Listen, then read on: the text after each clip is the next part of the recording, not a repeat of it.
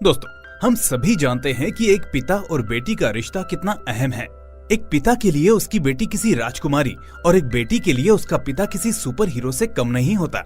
लेकिन इस बीच अगर दोनों में से किसी एक पर कोई आंच आती है तो दूसरा किस हद तक जा सकता है, ये दिखाएगी आपको आज की ये बेहद इमोशनल सस्पेंस मूवी। तो कहानी का खुलासा तो मैं नहीं करूंगा क्योंकि मुझे मालूम है कि आपको इमोशनल मूवीज देखना पसंद है, पर एक रिक्वेस्ट जरूर करूंगा। आप लोग मुझसे बार बार कमेंट्स में मूवीज का नाम पूछते हैं और मैं सभी को इसका जवाब भी देता हूँ। सभी लोगों में एक भी आदमी ऐसा नहीं होता जिसको मैं जवाब या रिएक्शन नहीं देता। लेकिन मैं आपको बता दूं कि कॉपीराइट स्ट्राइक की वजह से मैं मूवी का नाम शेयर नहीं करता।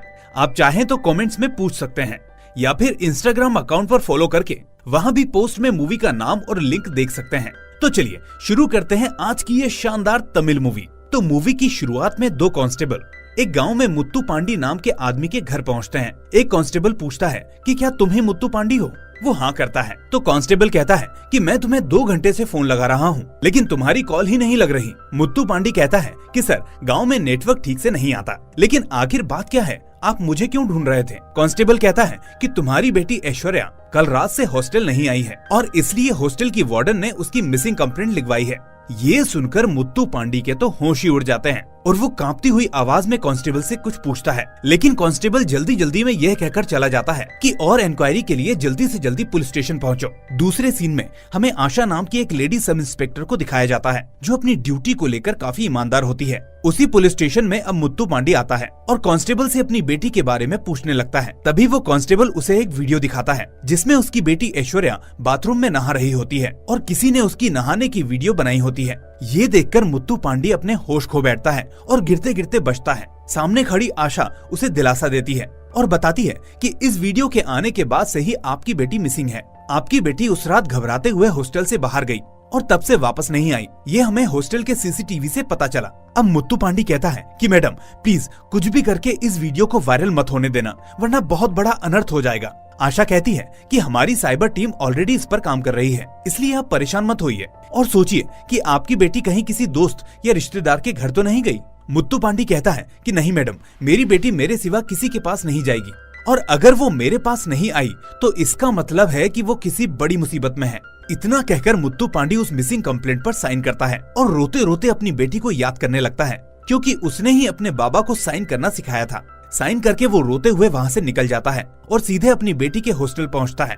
वो वार्डन से सवाल करता है और वार्डन खुद रोते हुए एक्सप्लेन करती है कि सर, मुझे विश्वास नहीं हो रहा कि ऐश्वर्या के साथ ये सब हुआ, जबकि पूरे कैंपस में सीसीटीवी है, सिक्योरिटी गार्ड्स हैं। पता नहीं ये हरकत किसने की, लेकिन जिसने भी की वो जल्दी ही पकड़ा जाएगा। पूरे कॉलेज का स्टाफ आपके साथ है। इसी बीच ऐश्वर्या की सहेली सुमति वहां आकर मुत्तू पांडी को गले लगा लेती है और रोते हुए बताती है कि मैं उस रात अपनी सहेली के बर्थडे पार्टी में गई थी अंकल। वापस आई तो एक लड़की ने मुझे ऐश्वर्या की वीडियो दिखाई, जिसके बाद मैं फौरन रूम में भागी, लेकिन ऐश्वर्या वहाँ नहीं थी। मैंने फौरन वार्डन मैम को इन्फॉर्म किया और उन्होंने पुलिस में मिसिंग कंप्लेंट लिखवाई। मुत्तू पांडी पूछता है, बेटा तुमको वो वीडियो जिस सहेली ने दिखाया था उसके पास वो वीडियो कहाँ से आया, क्या तुम्हें पता है? सुमति कहती है, जी अंकल, मैंने बाद में उससे पूछा था तो उसने बताया कि वो वीडियो उसे शेखर नाम के लड़के ने भेजी थी जो बॉयज हॉस्टल में रहता है। मुत्तू पांडी फौरन बॉयज हॉस्टल पहुंचकर शेखर से मिलता है और उससे रिक्वेस्ट करता है कि बेटा मैं तुम्हारे हाथ जोड़ता हूँ, मैं ऐश्वर्या का पिता हूँ। वो वीडियो जो तुमने सुमति को भेजा उसे डिलीट कर दो और मुझे बताओ कि वो वीडियो तुमको किसने भेजा। शेखर उसको कहता है कि अंकल, वो वीडियो अब मेरे मोबाइल में नहीं है, मैंने सुमति को इन्फॉर्म करने के लिए वो वीडियो भेजा था क्योंकि वो ऐश्वर्या की अच्छी दोस्त और उसकी रूममेट थी। मुत्तू पांडी पूछता है, तो फिर तुमको ये वीडियो किसने शेयर किया था? शेखर उसको इब्राहिम नाम के लड़के का पता देकर कहता है कि उसी ने ये वीडियो भेजी थी। बेचारा मुत्तू पांडी अब सीधे उसी पते पर निकल पड़ता है। रास्ते में साइकिल चलाते चलाते वो अपने पुराने दिनों को याद करने लगता है जब वो अपनी बीबी लक्ष्मी को 18 किलोमीटर साइकिल चलाकर डिलीवरी के लिए हॉस्पिटल ले गया था। उसने लक्ष्मी को अपने कमर से बांधा हुआ था क्योंकि उस वक्त गांव में एम्बुलेंस की व्यवस्था नहीं थी। ये वही दिन था जब उसकी बेटी ऐश्वर्या का जन्म हुआ था और लक्ष्मी और मुत्तू पांडी का जीवन खुशियों से भर गया था। अब दोनों माता पिता अपनी आर्थिक स्थिति कमजोर होने की वजह से ये फैसला लेते हैं कि एक ही बच्चे के साथ खुश रहेंगे और अपनी बेटी ऐश्वर्या को ही अच्छे से पढ़ाएंगे लिखाएंगे। लेकिन किस्मत को कुछ और ही मंजूर था। जब ऐश्वर्या 4 साल की थी तो बारिश में लक्ष्मी मोटर बंद करने जाती है। जल्दबाजी में उसे जबरदस्त इलेक्ट्रिक शॉक लगता है और वो वहीं बेहोश हो जाती है। अब मुत्तू पांडी को ये खबर पता चलती है तो वो फौरन डॉक्टर के पास जाता है, लेकिन डॉक्टर उससे कहता है कि बाहर इतनी तेज बारिश है, पहले वो बंद हो जाने दो फिर चलते हैं। मुत्तू पांडी कहता है कि सर मेरे पास साइकिल है, मैं आपको बहुत जल्दी ले चलूंगा, प्लीज चलिए। तो डॉक्टर हंसते हुए कहता है कि पागल हो गए हो क्या, मैं साइकिल पर जाऊंगा, अभी थोड़ी देर में एम्बुलेंस आ रही होगी तब चलना। बेचारा मुत्तू पांडी अब ये बात एक नर्स को बताता है तो वो फौरन उसके साथ चल देती है, लेकिन उन दोनों के घर पहुँचते पहुँचते लक्ष्मी अपना दम तोड़ देती है और फिर दोनों बाप बेटी एक दूसरे के भरोसे अपनी जिंदगी आगे बढ़ाते हैं।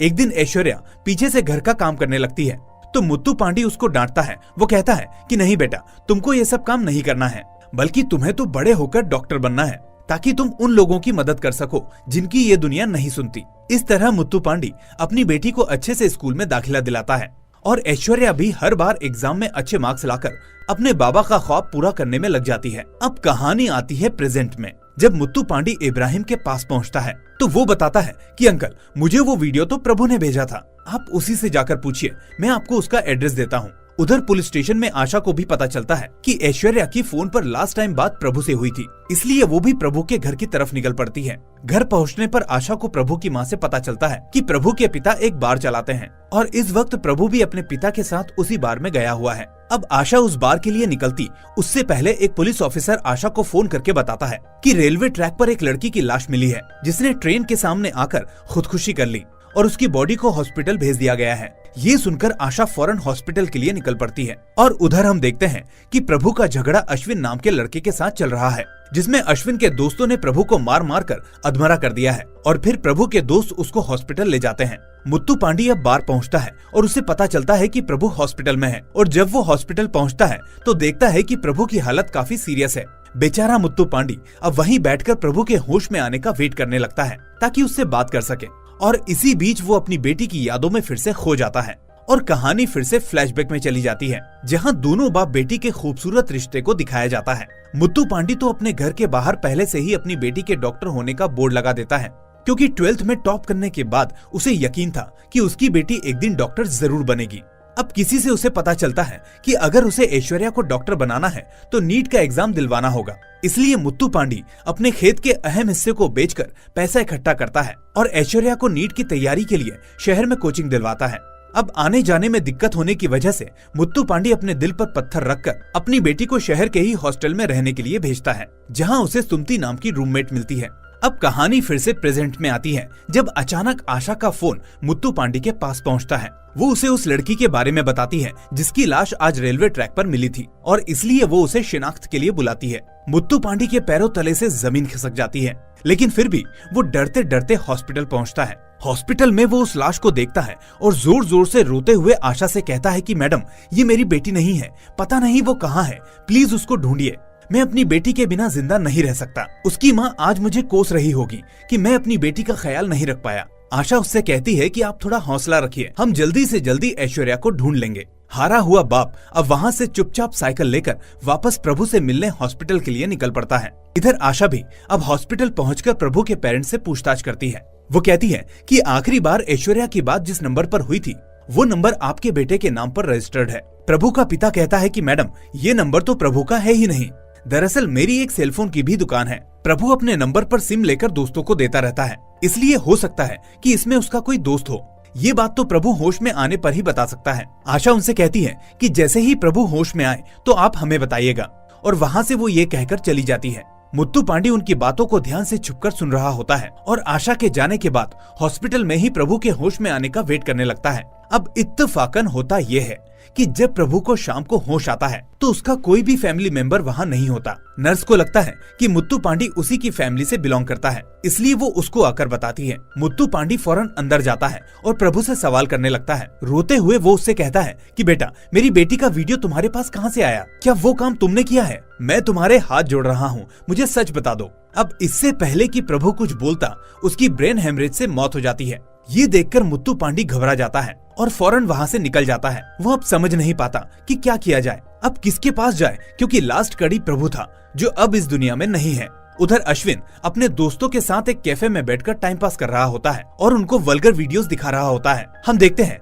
कि दूर बैठा एक स्ट्रेंजर ये सब होते हुए ध्यान से देख रहा है और तभी बीच में अश्विन जब टॉयलेट जाता है तो वो बंदा उसी के पीछे पीछे चल देता है। टॉयलेट में जाकर वो अश्विन से हाथापाई करता है और उससे उसका फोन छीनने लगता है और इसी दौरान वो बंदा अश्विन को धक्का देकर भागने लगता है और अश्विन उसका पीछा करता है पर उसे वो पकड़ नहीं पाता। लेकिन तभी वहाँ एक और अजनबी आदमी की एंट्री होती है जो अश्विन को वहाँ से किडनैप कर लेता है। उधर मुत्तू पांडी आशा से ऐश्वर्या के बारे में बात कर रहा होता है कि तभी वहाँ अश्विन का बाप पहुंचकर अपने बेटे के मिसिंग होने की रिपोर्ट लिखवाता है और पुलिस वालों को भला बुरा कहता है। इस सब के बीच मुत्तू पांडी अपनी साइकिल पर बैठकर वहाँ से निकल लेता है और एक पुरानी फैक्ट्री के पास पहुँचता है। यहाँ हमें देखने को मिलता है एक ट्विस्ट। असल में मुत्तू पांडी ने ही अश्विन को किडनैप किया था। वो अपनी बेटी को याद करते हुए अश्विन को खूब मारता है और उससे पूछता है कि आखिर ये वीडियो किसने बनाया था। अश्विन अपना मुंह नहीं खोलता और काफी कोशिश करने के बाद भी जब वो नहीं मानता तो मुत्तू पांडी उसे जान से मार देता है। इसके बाद वो उसके फोन को रेलवे ट्रैक पर रख देता है और साथ में उसकी बॉडी को भी,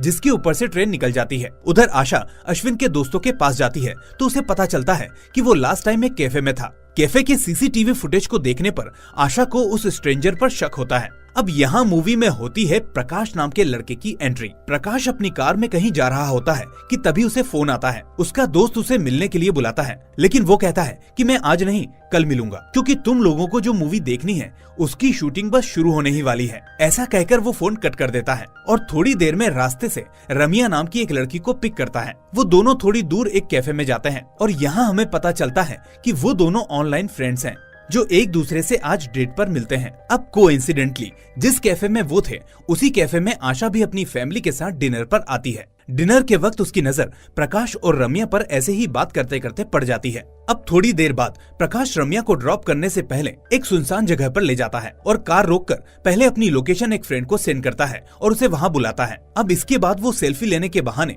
रम्या के पास आने की कोशिश करता है और रम्या उसको इसके लिए मना करती है। इतनी देर में वो स्ट्रेंजर वहाँ आकर प्रकाश को रोकने लगता है और उससे उसका फोन छीनने लगता है। तभी वहाँ प्रकाश का दोस्त मैथ्यू भी आ जाता है और प्रकाश को बचाने लगता है। अब उस स्ट्रेंजर और मैथ्यू में हाथापाई होने लगती है जिसके बाद वो स्ट्रेंजर वहाँ से निकल जाता है। ये सब देखकर रम्या डरकर भाग जाती है और जब मैथ्यू प्रकाश के पास आता है तो वो वहाँ नहीं होता। अगले सीन में हम मुत्तू पांडी को देखते हैं जो एक बोरे को लेकर साइकिल से कहीं जा रहा था और उस बोरे पर खून भी लगा हुआ था। तभी फैमिली के साथ डिनर से लौट रही आशा उसे देख लेती है और रात में बोरे को ले जाते हुए देखकर उससे उसके बारे में पूछती है। मुत्तू पांडी कहता है कि मैडम इसमें खाद है, पूरा दिन अपनी बेटी को ढूंढता हूँ और रात को खेतों में काम करता हूँ। ये सुनकर आशा इमोशनल हो जाती है और देखती है कि मुत्तू पांडी की साइकिल में हवा नहीं है। वो उससे कहती है कि तुम्हारी साइकिल में हवा नहीं है, आओ हम तुम्हें खेतों तक छोड़ दें। मुत्तू पांडी कहता है नहीं मैडम, आप अपने परिवार के साथ हैं, मैं ऐसे नहीं आ सकता, मैं खेत चला जाऊंगा, आप बस मेरे परिवार का ख्याल रखिए, मेरी बेटी को ढूंढ लाइए कैसे भी, मैंने अभी तक पानी भी नहीं पिया है। ये सुनकर आशा उसे हौसला देकर वहाँ से चली जाती है। इसके बाद हम देखते हैं मुत्तू पांडी को जो उस बोरे से प्रकाश को निकालकर उससे भी अश्विन की तरह पूछताछ करने लगता है और जब वो उसको मारने ही वाला होता है तो प्रकाश पूरा राज खोलता है।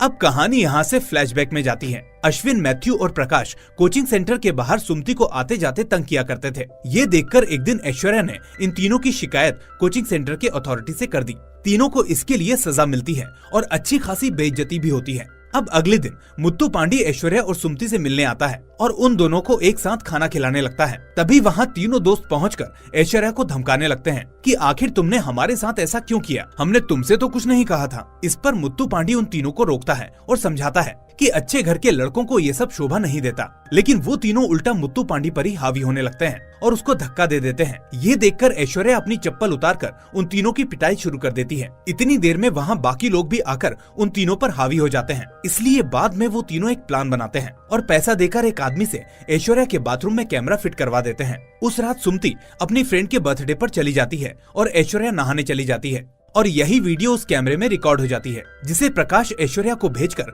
उससे बाहर आकर माफी मांगने को कहता है। वो कहता है कि अगर तुम बाहर नहीं आई तो ये वीडियो पूरे कैंपस में वायरल कर दूंगा। बेचारी ऐश्वर्या पहले रोते रोते अपने बाबा को फोन करती है, लेकिन काम में व्यस्त मुत्तू पांडी मोटर की आवाज की वजह से फोन की आवाज को नहीं सुन पाता। अब ऐश्वर्या बार बार फोन आने पर हॉस्टल से बाहर जाती है और तीनों से माफी मांगने लगती है, लेकिन वो तीनों उसे ब्लैकमेल करते हैं और कार में ले जाकर उसके साथ गलत काम करते हैं और उसकी भी रिकॉर्डिंग कर लेते हैं। थोड़ी देर बाद वो तीनों ऐश्वर्या को गांव के बाहर पटक कर वहाँ से चले जाते हैं। होश में आने पर बेचारी अब अपने बाबा को फोन करने की कोशिश करती है, लेकिन उसका फोन स्विच ऑफ हो जाता है। अब प्रेजेंट में प्रकाश मुत्तू पांडी से कहता है कि अंकल, हमने बाथरूम वाली वीडियो को ही वायरल किया, रेप वाली वीडियो अभी भी हमारे पास है। मुझे नहीं पता कि ऐश्वर्या कहाँ है, मुझे माफ कर दो। ये सुनकर मुत्तू पांडी का गुस्सा 7वें आसमान पर पहुंच जाता है। वो सोचने लगता है कि उसकी बेटी के ऊपर क्या गुजरी होगी जब वो उसको फोन कर रही थी और बात नहीं हो पाई। इस गुस्से में अब मुत्तू पांडी प्रकाश को वहीं मार देता है। इसके बाद वो दूसरे दिन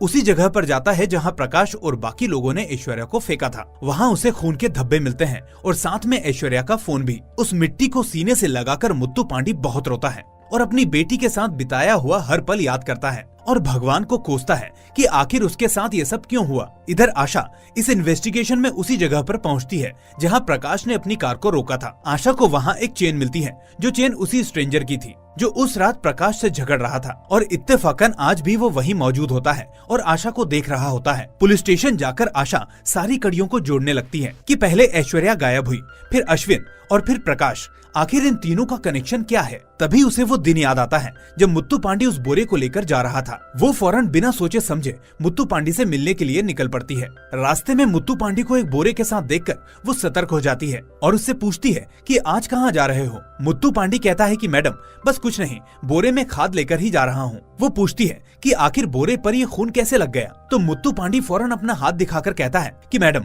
अभी अभी रास्ते में मुझे खाद लाते वक्त खरोच लग गई, ये उसी का ब्लड है। आशा फौरन अपने रुमाल से उसके हाथ के खून को साफ करने लगती है और उससे कहती है कि आपकी बेटी मिल जाएगी, आप अपने ऊपर काबू रखिए और संभल कर काम कीजिए। ऐसा कहकर वो वहाँ से निकल जाती है। रास्ते में वो अपने कांस्टेबल को रुमाल देकर कहती है कि अब हमारे पास मुत्तू पांडी का ब्लड सैंपल है, इसलिए इसे फॉरेंसिक डिपार्टमेंट में भेज दो और मुत्तू पांडी पर नजर रखो कि आखिर ये कहाँ आता जाता है। इसके बाद आशा रमिया से मिलने उसके कॉलेज जाती है और उससे प्रकाश के बारे में पूछती है। यहाँ रमिया उसे सारी बात बताती है कि किस तरह प्रकाश के बदतमीजी करने पर एक अनजान आदमी वहाँ आ गया और उसे रोकने लगा, जिसके बाद वो डरकर वहाँ से भाग गई। आगे इन्वेस्टिगेशन में आशा को पता चलता है कि जो चेन उसे मिला था वो असल में शहर के एक मशहूर दुकान से खरीदा गया था। वो उस दुकान में जाकर खरीदने वाले का नाम और पता देख लेती है। इसके बाद उसे पता चल जाता है कि आखिर वो स्ट्रेंजर कौन है और उसका पीछा करते करते वो बस स्टॉप तक पहुंच जाती है। हम देखते हैं कि वो स्ट्रेंजर और कोई नहीं बल्कि ऐश्वर्या की फ्रेंड सुमति थी। सुमति आशा को बताती है कि मैडम, वो तीनों लड़के मुझे परेशान करते थे, लेकिन ऐश्वर्या और उसके बाबा हर बार उसे बचा लेते थे। लेकिन इन तीनों ने ऐश्वर्या की वीडियो बनाई और बाद में मुझे भी ब्लैकमेल कर रहे थे कि अगर मैं इनके पास नहीं गई तो ये मेरी भी ऐसी ही वीडियो बनवा देंगे। इसलिए ऐश्वर्या के ना मिलने पर मैं ही प्रकाश और अश्विन का पीछा कर रही थी ताकि उनके मोबाइल से वो वीडियो डिलीट कर सकूं, पर मेरा उनके गुम होने में कोई हाथ नहीं है। इसके बाद आशा फिर से कंफ्यूज हो जाती है कि आखिर इन सबके पीछे कौन है। तभी पुलिस अब सुमति की गवाही पर मैथ्यू के घर जाती है, लेकिन उसका भाई उसे पहले ही वहाँ से निकाल देता है। पर रास्ते में मुत्तू पांडी मैथ्यू की गाड़ी का टायर पंक्चर करके उसे भी किडनैप कर लेता है और उसे भी जान से मार देता है। इसके बाद वो उसका फोन और उसकी बॉडी को रेलवे ट्रैक पर डाल देता है और ट्रेन उसके ऊपर से निकल जाती है। और यहाँ से शुरू होता है एक फ्लैशबैक जो मुत्तू पांडी बैठे बैठे सोचने लगता है। फ्लैशबैक में हम देखते हैं कि जब उन तीनों ने ऐश्वर्या को कार से फेंका था तो बाद में बड़ी मुश्किल से ऐश्वर्या अपने घर पर आ गई थी। अपनी बेटी को ऐसी हालत में देखकर मुत्तू पांडी काफी घबरा जाता है और उससे पूछने लगता है कि बेटा, ये सब कैसे हुआ? मासूम बेटी अपने पिता को सब बताने लगती है और इसी बीच रोते रोते दोनों बाप बेटी साइकिल पर बैठते हैं और मुत्तू पांडी उसे हॉस्पिटल ले जाने लगता है। पर ऐश्वर्या साइकिल पर ठीक से नहीं बैठ पाती, इसलिए बेचारा मुत्तू पांडी उसे अपनी कमर से ठीक वैसे ही बांध लेता है जैसा उसने अपनी बीबी लक्ष्मी को बांधा था। मुत्तू पांडी ने कभी नहीं सोचा था कि एक दिन उसे ये सब अपनी बेटी के साथ भी करना पड़ेगा। रास्ते में ऐश्वर्या अपने बाबा से रोते रोते कहती है कि बाबा, अब हम यहाँ नहीं रह सकते, मेरी वजह से आपकी इमेज खराब हो जाएगी, अब हमें दूसरे गाँव जाना होगा बाबा। मुत्तू पांडी कहता है, बेटा तुम शांत हो जाओ, मैं हूँ तुम्हारे साथ, हम कहीं नहीं जाएंगे और तुम बहुत बड़ी डॉक्टर बनोगी। ऐश्वर्या कहती है, नहीं बाबा, अब मैं डॉक्टर नहीं बन पाऊंगी, उन लोगों ने मेरे मन को चीर दिया है, अब मेरे अंदर कुछ नहीं बचा है। मुत्तू पांडी कहता है, ऐसा मत बोलो बेटा, तुम्हारे बाबा तुम्हारे साथ हैं, तुम्हें कुछ नहीं होगा। बेचारा बाप रोते रोते ये सोच ही नहीं पा रहा था कि आखिर वो खुद को समझाए या अपनी बेटी को। पीछे बैठी ऐश्वर्या भी अपना हौसला खो देती है और सोचती है कि अब गांव वाले उसके बाबा को इतना सब बोलेंगे और उनकी सारी इमेज खराब हो जाएगी। इसलिए वो फौरन चुपचाप अपने कपड़े की गांठ खोलकर साइकिल से कूद जाती है और ट्रेन की तरफ भागती है। मुत्तू पांडी उसे रोकने के लिए भागता है, लेकिन तब तक बहुत देर हो जाती है। एक बाप का सपना एक झटके में चकनाचूर हो जाता है। बदहवासी में वो काफी देर तक यूं ही उस रेलवे ट्रैक को देखता रहता है। तभी हमें वो सीन भी दिखाया जाता है जब उसे एक लड़की की शिनाख्त के लिए बुलाया गया था। वो लड़की कोई और नहीं बल्कि ऐश्वर्या ही थी, लेकिन मुत्तू पांडी ने जानबूझकर उसे पहचानने से मना कर दिया था। और उस वक्त वो जो इतना रो रहा था उसकी वजह यही थी कि वो अपनी बेटी को इस तरह से अलविदा कह रहा था और उसका अंतिम संस्कार भी नहीं कर पा रहा था। ऐसा इसलिए था क्योंकि वो अब उन सभी को मिटाने के लिए निकल पड़ा था जिन्होंने उसकी हंसती खेलती जिंदगी में जहर घोला था। अब कहानी आती है प्रेजेंट में, जहाँ आशा को मुत्तू पांडी के ब्लड सैंपल से ये पता चल जाता है कि उसने ही सभी को किडनैप किया है, क्योंकि उसका ब्लड क्राइम स्पॉट वाले सैंपल से मैच हो जाता है। साथ में उसे ये भी पता चलता है कि जिस लड़की की लाश को देखकर मुत्तू पांडी ने उसे पहचानने से इनकार किया था, उसका डीएनए और मुत्तू पांडी का डीएनए एक ही था, यानी वो ऐश्वर्या ही थी और मुत्तू पांडी झूठ बोल रहा था। इमोशनल होती हुई आशा समझ तो जाती है कि ये सब उसने क्यों किया होगा, लेकिन कानून के नियम से मजबूर वो उसको गिरफ्तार करने के लिए उसके पास पहुंच जाती है। मुत्तू पांडी उसी का इंतजार कर रहा होता है क्योंकि उसने सभी को मार दिया था। वो अपना गुनाह कबूल कर लेता है और आशा से कहता है कि मैडम, अगर आप मेरी जगह होती तो क्या करती? मैंने वही किया जो एक बाप होने के नाते मुझे ठीक लगा। मैंने अपनी बेटी को इतने प्यार से पाला, मैंने उसको अच्छा इंसान बनाया, पढ़ाया लिखाया और डॉक्टर बनाना चाहता था ताकि जैसा उसकी माँ के साथ हुआ वो किसी और के साथ ना हो। क्या मैंने ये सब करके गलती कर दी थी? और अगर कर भी दी तो इसकी सजा मेरी बेटी को क्यों मिली? मुझे मिलनी चाहिए थी। इतना कहते हुए वो थोड़ा पीछे होता है और देखते ही देखते सामने से आ रही ट्रेन के सामने आकर अपनी जान दे देता है। आशा वहाँ खड़े खड़े इमोशनल होने लगती है और मुत्तू पांडी के सवालों का जवाब नहीं दे पाती, और शायद आप और मैं भी उसके सवालों का जवाब नहीं दे पाएंगे। अगर आपके पास मुत्तू पांडी के सवालों का कोई जवाब है तो कमेंट में जरूर बताइएगा। खैर, अब अगले दिन प्रेस कॉन्फ्रेंस में वो मुत्तू पांडी और ऐश्वर्या की बात को छुपा लेती है और कहती है कि अश्विन, मैथ्यू और प्रकाश तीनों मिसिंग हैं। उनको पुलिस ढूंढने की पूरी कोशिश कर रही है, लेकिन सूत्रों से पता चला है कि वो किसी गलत काम में इन्वॉल्व थे, इसलिए जब भी वो मिलते हैं तो उनसे पूछताछ भी की जाएगी। और इसी के साथ होता है मूवी का दी एंड। तो दोस्तों, मूवी आपको कैसी लगी मुझे कमेंट करके जरूर बताइए। साथ ही इस वीडियो को लाइक करने के साथ साथ सोशल मीडिया पर शेयर करना ना भूलें। मुझसे बात करनी है तो इंस्टाग्राम पर आकर मुझे फॉलो कर सकते हैं। अब मैं मिलूंगा आपसे अगली ऐसी ही धांसू मूवी के साथ। Till then take care and thanks for watching.